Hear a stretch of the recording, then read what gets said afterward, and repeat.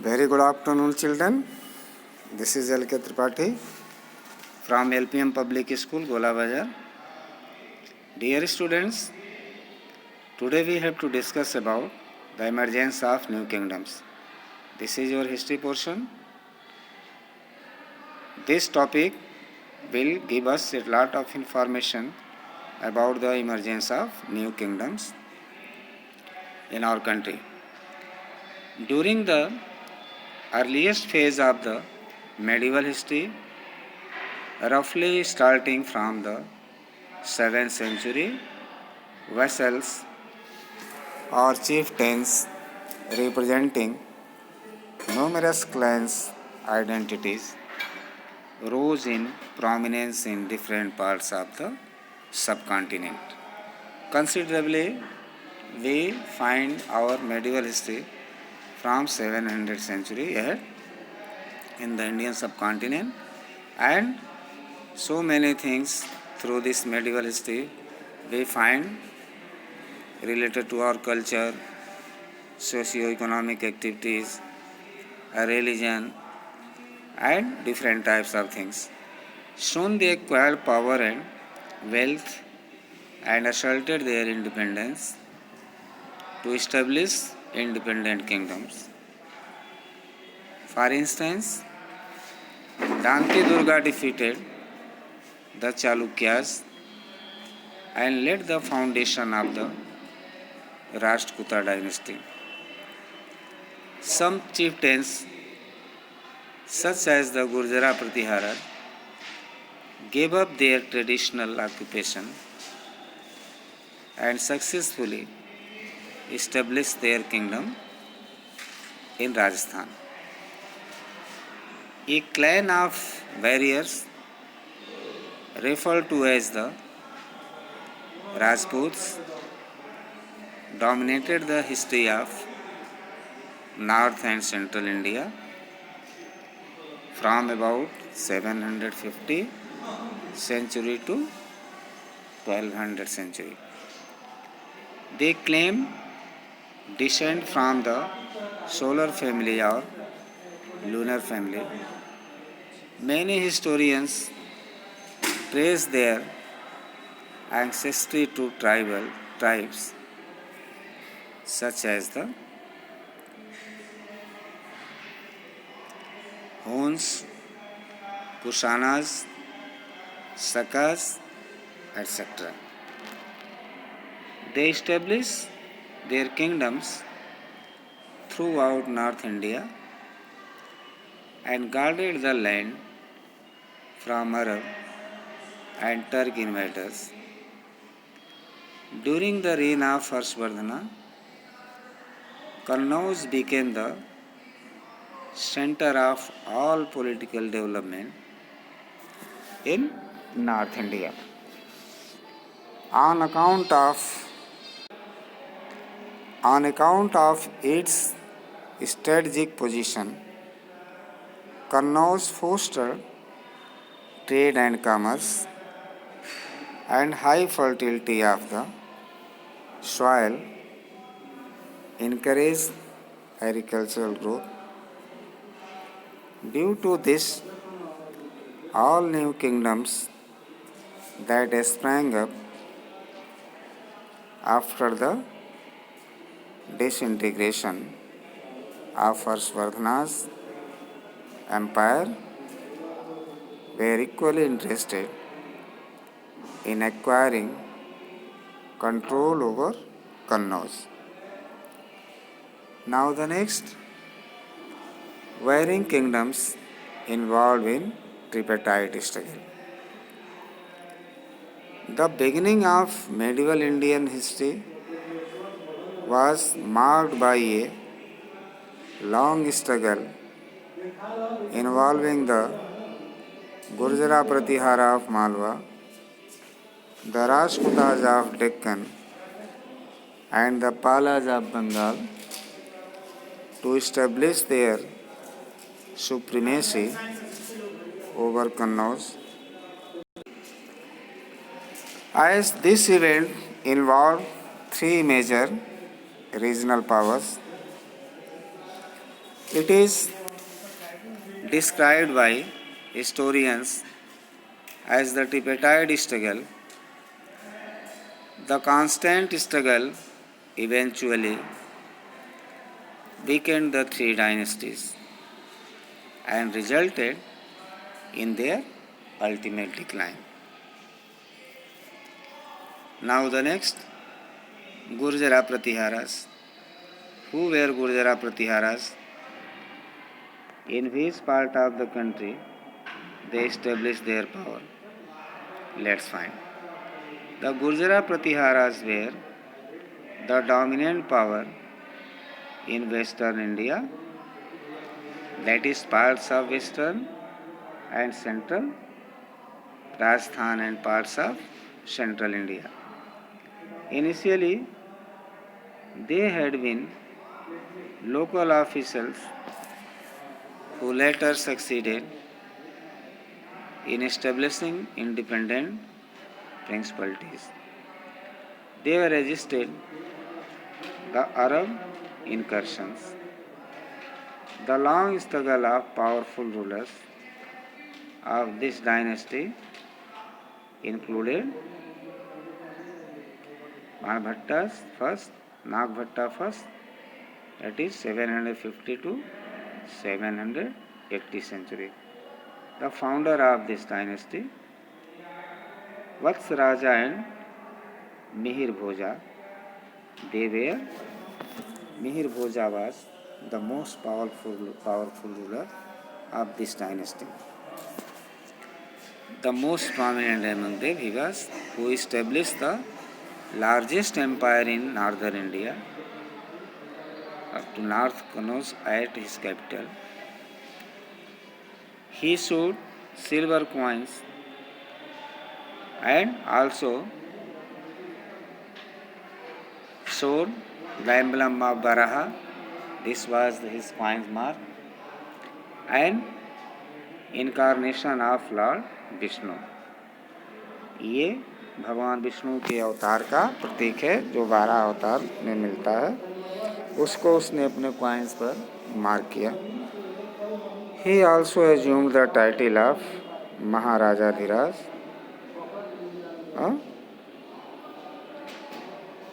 Adivara. Masudi, a foreign traveler, wrote extensively about the power and prestige of the Gurjara Pratihara rulers. They were great patrons of this dynasty and fond of art and literature. Rajshekhara, the famous Sanskrit poet, was patronized by the Pratihara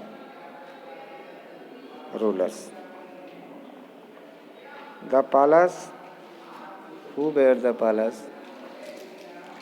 The Pala Empire was established by Gopala around 750 century.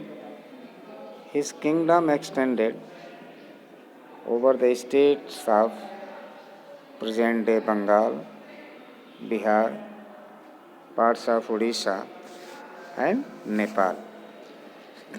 They fought many wars with the Gurjara Pratiharas and Rajputas. The Pala dynasty expanded their political boundaries under Dharmapala and his son Devapala. Their empire included Kannauj, Odisha, Bihar, Assam and northern India. According to the Tibetan chronicles, the Palas were patrons of Buddhist learning, literature and education. Dharmapala established the famous Vikramshila Buddhist University.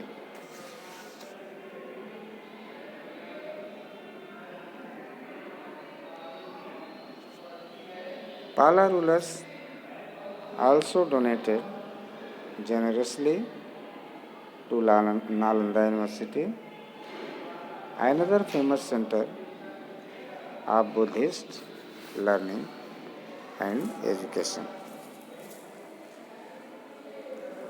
They had trade and cultural relations with the countries of Southeast Asia. Mahipala, one of the later rulers, was defeated by Rajendra Chola of the Chola dynasty in 1023 century. Ramapala 1082 to 1124 century was the last known king of the dynasty.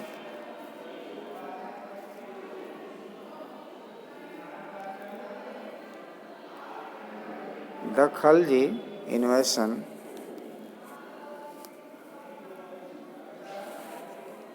eventually dealt the final blow to the Pala dynasty. Alauddin Khalji's invasion over India rooted out the Pala dynasty from the North India. The Rajputa kingdom was established by Danti Durga or Danti Varman. The word Rashtra in Sanskrit means territory, while Kutu means chieftains. Prior to acquiring the status of a ruling dynasty in the Deccan, the Rajputas were the vassals of the Chalukyas in central India.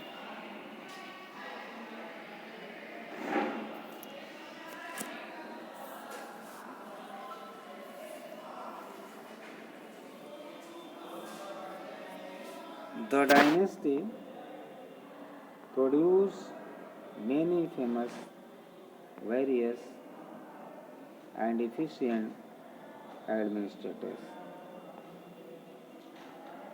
See here, Kailash Mat temple, great example of the Indian architecture. Now you can see it in old shape. This is very old and famous temple of this country. Malkhela, Manyakhet near modern Solapur in Maharashtra was the capital of Rashtrakutas.